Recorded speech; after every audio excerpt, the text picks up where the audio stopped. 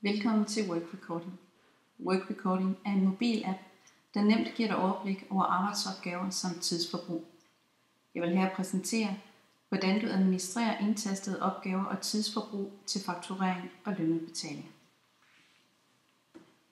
På vores hjemmeside www.workrecording.com har du adgang til vores webbaserede administrationsværktøj under online.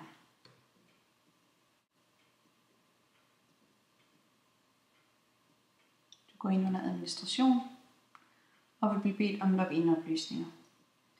Dine login-oplysninger får du fra forsiden af vores Work Recording app, hvor du går ind under indstillinger og selv vælger dit brugernavn og kodeord og godkender.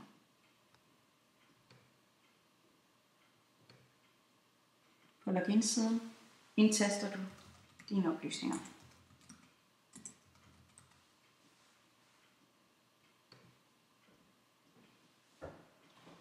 Du er nu inde i Work Recordings administrationsværktøj.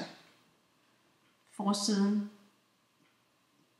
er en oversigt over de kunder, du har indtastet, og her er desuden mulighed for at oprette nye kunder. Det foregår på samme måde som vist i vores instruktionsvideo, hvor du via appen ligeledes kan oprette kunder. Under opsætning kan du købe licenser til Work Recording. Du udfylder her dine egne oplysninger, og herover vælger du dit køb. Du kan eksempelvis købe licens til 5 brugere, og du kan vælge en periode. Licensen skal være aktiv med startdato og angive periode. Det fremgår her, hvad dit samlede køb beløber sig på, og ved at gå videre ved køb nu, kan du gennemføre en traditionel webhandel med kreditkort. Under licenser vil det efterfølgende fremgå, hvor mange licenser du har købt. Under fanebladet brugere kan du oprette nye brugere, og du kan oprette det antal brugere, du har købt licens til. Der kommer felter her, du kan skrive i.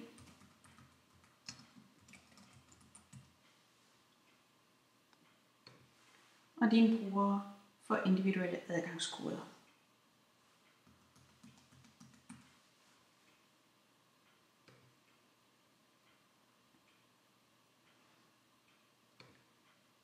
Under feltet opgaver får du en oversigt over, hvilke opgaver du har samlet i forhold til dine kunder, der er registreret. Det fremgår således her den tidligere indtastede Hanne Jørgensen med arbejdsopgaver og yderligere beskrivelse. Under fanebladet registrering kan jeg se en oversigt over de enkelte specifikke opgaver og dage. Således vil eksempelvis Peter Johnson fremstå med forskellige opgaver og forskellige datoer, hvor arbejdet er udført. Jeg kan her ligeledes se en kommentar fra min bruger, at opgaven hos Hanne Jørgensen er færdiggjort.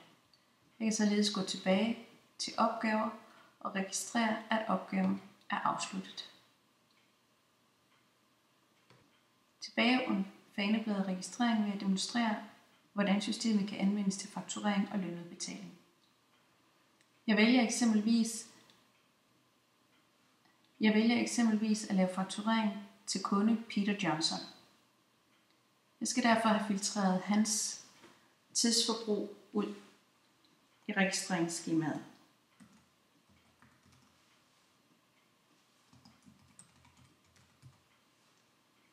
Jeg vælger at gøre det for en periode af en måneds varighed.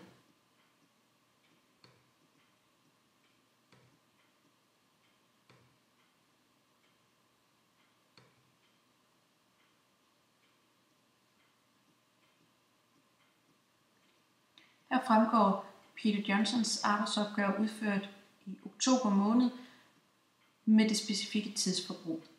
Jeg kan nu eksportere disse oplysninger til et andet system. Computeren her foreslår Microsoft Excel. Det er op til den enkelte computer og det enkelte computersystem, hvilke muligheder der er for overførsel. Det vil således i mange tilfælde være relevant at eksportere oplysningerne til et faktureringssystem eller et lønudbetalingssystem. Her ses eksemplet fra Excel, hvor jeg kan se det samlede timeforbrug opgjort i minutter, og vil således via Excel kunne lave en sammenregning over det samlede tidsforbrug hos Peter Johnson.